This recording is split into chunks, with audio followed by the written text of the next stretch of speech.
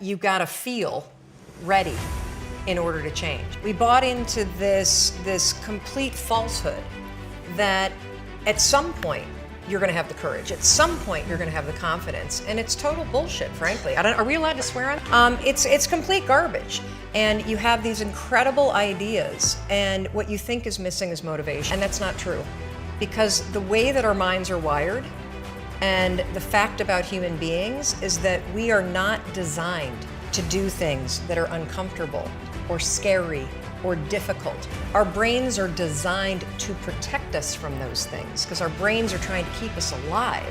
And in order to change, in order to build a business, in order to be the best parent, the best spouse, to do all those things that you know you want to do with your life, with your work, with your dreams, you're going to have to do things that are difficult, uncertain, or scary, which sets up this problem for all of us. You're never going to feel like it. Motivation's garbage. You only feel motivated to do the things that are easy, right? Oh, I know exactly why that is. Because I've studied this so much, because for me, one of the hardest things to figure out was, why is it so hard to do the little thing that would improve my life? And what I've come to realize, and what we'll talk a lot about today, is that the way that our minds are designed is our minds are designed to stop you at all costs from doing anything that might hurt you. And the way that this all happens is it all starts with something super subtle that none of us ever catch. And that is with this habit that all of us have that nobody's talking about. We all have a habit of hesitating. We have an idea, you're sitting in a meeting, you have this incredible idea, and instead of just, saying it, you stop and you hesitate. Now, what none of us realize is that when you hesitate, just that moment, that micro moment, that small hesitation, it sends a stress signal to your brain. It wakes your brain up, and your brain all of a sudden goes, oh, wait a minute, why is he hesitating? He didn't hesitate when he put on his killer spiky sneakers. He didn't hesitate with the really cool track pants. He didn't hesitate with the NASA t-shirt. Now he's hesitating to talk, something must be up. So then your brain goes to work to protect you. It has a million different ways to protect you. One of them is called the spotlight effect. It's a known phenomenon where your brain magnifies risk. Why? To pull you away from something that it perceives to be a problem. And so you can truly trace every single problem or complaint in your life to silence and hesitation. Those are decisions. And what I do, and what's changed my life, is waking up and realizing that motivation's garbage. I'm never going to feel like doing the things that are tough or difficult or uncertain or scary or new. So I need to stop waiting until I feel like. And number two, I am one decision away from a totally different marriage, a totally different life, a totally different job, a totally different income, a totally different relationship with my kids. Not like one decision, I'm divorcing you in the marriage example, but one decision on, you could be having a conversation with your spouse and you feel your emotions rise up, and within a tiny window, those emotions can take over and can impact how your marriage goes. Or you can learn how to take control of that micro moment and make a decision to act in a way that actually shifts your marriage. Your life comes down to your decisions, and if you change your decisions, you will change everything. The 5-second rule and my life now and my 20-year marriage and everything that I'm doing and the companies that I've built and sold and the company I'm building now, it all comes back to a point in my life that completely and utterly blew. I was 41 years old. I was unemployed. My husband had started a restaurant business, which was his dream. This is actually a funny story. When he got laid off from a big job in high tech, and I think he was really relieved. You know how a lot of us wait to quit our jobs and then we get laid off, and we're like, yes. And he said, I'm not gonna look for a job, I'm gonna go into the restaurant business. And I think I said the most famous lines of our marriage at that point. I looked at him and I said, listen, buddy, inspiration is for strangers. Well, so what happened is the first restaurant was a home run. And of course, what do you do when things are successful? You grow it really big. And so they decided to raise some money, and we threw in our home equity line, the kids' college saved. They tried to open a second and a third, and at the same point, a grocery store chain encouraged them to go into wholesale. So it basically got way too big, way too fast, and the wheels started to come off.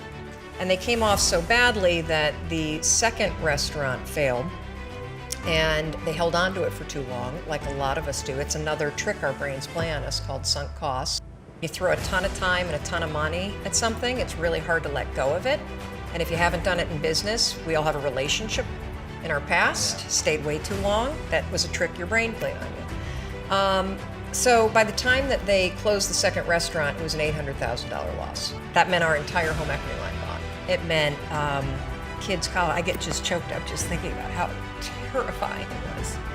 And so I found myself at the age of 41, like just feeling like a complete failure, and so did Chris. And to make it worse, not only had we lost all of our savings, but so many friends and family members had invested. And so there was this real tension between the truth of what was happening and what you had to do in public, because it was public business. Shame, failure, embarrassment, and the liens started to hit the house.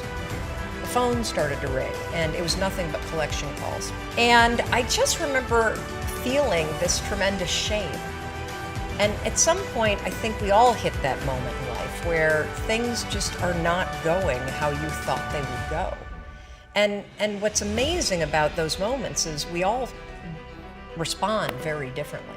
So my husband, he would spring out of bed, and he would head right out that door, 6 o'clock in the morning, and he would go meet his partner, and they would go to the bank, and they would dig right in, and they would face their problems head on.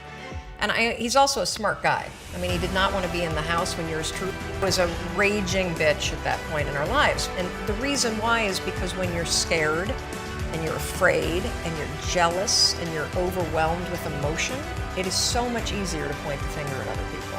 That's a decision, by the way. So one you may not be aware that you're making, but you're still making it. So what would happen to me is the exact opposite. Is Chris would be gone, the alarm would go off at 6 o'clock in the morning, and I would lie there.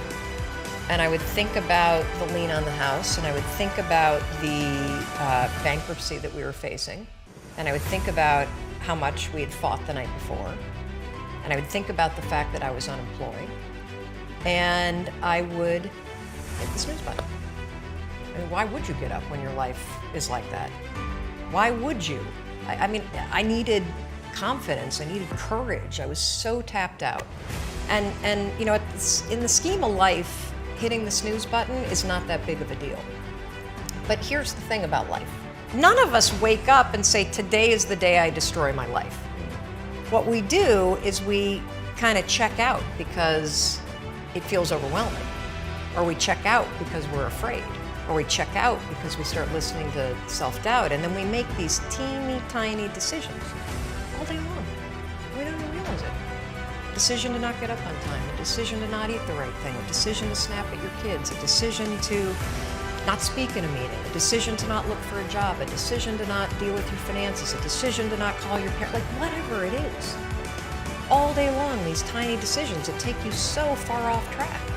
And then you wake up like I did, and you look at your life and you think, how the hell did I get here? And more importantly, how do I get back over there? And you have no idea. And so I was so trapped. And I know from your story, you felt the same way. Like you knew that there was more in store for you, but you couldn't figure out, how do you close the gap? How do you find the power that's in you? How do you discover your greatness? How do you solve these problems? It feels so overwhelming. When you can't, I mean, I would go to the grocery store and the items would scan, and I would be sitting there readying my excuse because there was no way that my check card was going to clear. So I got in this struggle with myself that a lot of us find ourselves in, and that is, you get trapped in what I call the knowledge action gap. You know what to do, but you can't seem to make yourself do it, right? I mean, every one of us is one Google search away from a list of instructions. It will change your life. But how do you get out of your head and stop thinking about what you need to do and actually do it? And in my case, this stuff was pretty easy. Get up on time, make breakfast for the kids, get them on the bus, start looking for a job. Be nicer to Chris. Don't drink so much. Instead of isolating yourself, pick up the phone and call a friend. Get yourself out into the woods and go for a walk. Start running again. Like all these little things that I was capable of, but I couldn't get out of here. Could not get out of here. And if you're stuck, that's the problem. The problem is you're in your head, you're thinking. That is the universal problem, and it all starts with this knowledge of what to do, and then you hesitate and you think about whether or not you feel like doing it. So for a couple months, I was really stuck. Chris would get up at 6, I'd hit the snooze, and then I'd hit the snooze, and then I'd hit the snooze, and the kids would miss the bus. And then every night I'd do the same thing. I'd go in bed. Have you ever had one of those nights? Probably before you started your company, but where you go in bed and you're like, all right, Tom, that's it.